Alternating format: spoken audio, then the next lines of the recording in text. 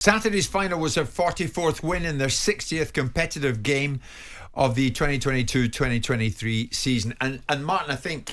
It's a classy touch, by the way, wasn't it, Sir Alex Ferguson? Contacting him on the day of the game, wishing him well, obviously. Yeah, for sure. For sure. He's part of that illustrious group. And you think they might not even be at their peak yet? No, I don't. And when he was at the LMA, he wasn't able to come, was he? Of course, because he had bigger things in front of him, 2 FA Cups to win, which he's won both. He said, look, guys, thank you for voting for me, but I make one thing certain, I'll be back next season to defend this.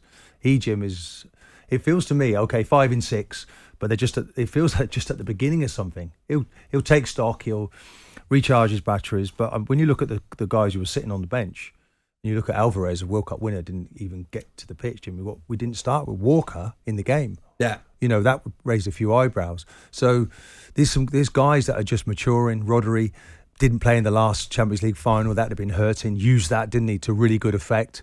These players are all on a learning curve, and we're only halfway through the journey. I think there's a whole lot more to come. He can't win trebles every year. He's already said, look, I'm a good manager, but I'm not a genius. I can't do that every year. Jim, I think he was interestingly reflecting on saying that his defence was the improvement in winning this particular Champions League. They rode the luck a little bit. Inter Milan, we know they were stubborn. They were good at what they did. They pressed high, made it really difficult. Finals are difficult affairs, Jim. It's an ordeal. It can be an ordeal, but now it's the greatest night of their life. I mean, questions like these always emerge at a time like this, Simon. But has he cemented his legacy as the greatest coach of the modern era, or of all time?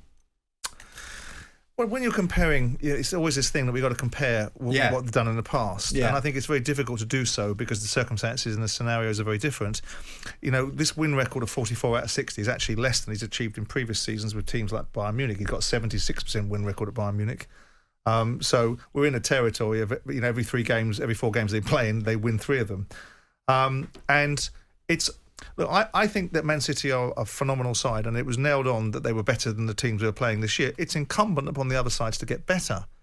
If Arsenal had been able to stay the course and not given away points, then Man City would not necessarily have won this league. So when you've got Liverpool's currently in a slight decline, when you've got the Chelseas of the world nowhere near it, the Tottenhams of the world a little bit of a farce, and hopefully they'll get themselves together. When you get those sides back to their best, then they might provide more of a competition to Man City. If Arsenal had done their job, and it's easy for me to say, but I'm not the person that was entrusted with doing that job, but they had control of their own destiny. They gave that... Nothing Man City did to take that destiny away from Arsenal. It's what Arsenal did to themselves.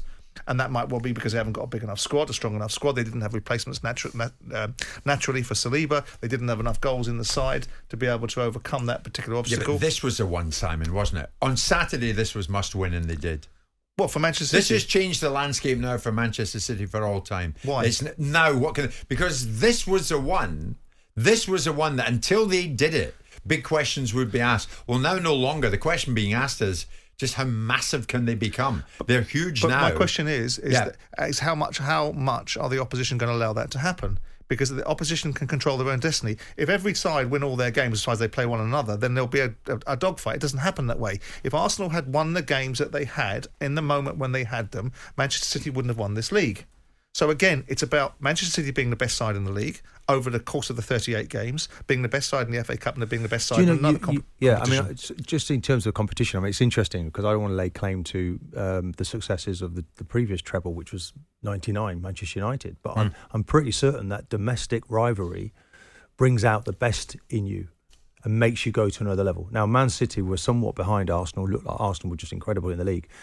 And it fell away for Arsenal. But in a way, maybe it got Man City to change gear, got Pep to get even better, got him to look at playing Stones in a midfield role, which he wasn't playing, was he, before the World Cup?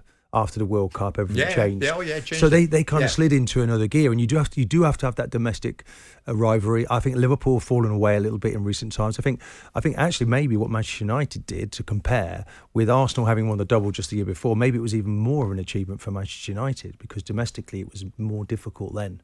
And just 3 years later, Jim, we won another double. So they were in and around a team that was really pushing them on their own doorstep, Manchester United. Whereas Man City, once Arsenal fell over, it was pretty easy for them to do what they do. But I do feel this is just at the beginning. This is at the beginning of what they have. When I look at the quality of their squad, and you know he's going to buy again. And he knows he's looking over his shoulder. He's got that bang. It's in the cabinet. It's in the cabinet. It's for the rest to try and catch them. Oh, absolutely. I mean, no doubt about that's it. basically what it's down to. No doubt about They've it. set such a pace. But this time last year, we were talking about Liverpool doing a quadruple. And the world turns quickly. True. And the changes can be, all of a sudden, De Bruyne gets injured at the beginning of the season, you've lost a key component. Things can change. Yeah. But they are absolutely, undeniably, the best side in the world football, the side to chase. But then it becomes about what are you prepared to do as opposition to bridge that gap? Jim White and Simon Jordan. Monday to Friday mornings from 10 on AM, on DAB, via the talkSPORT app and on your smart speaker. talkSPORT.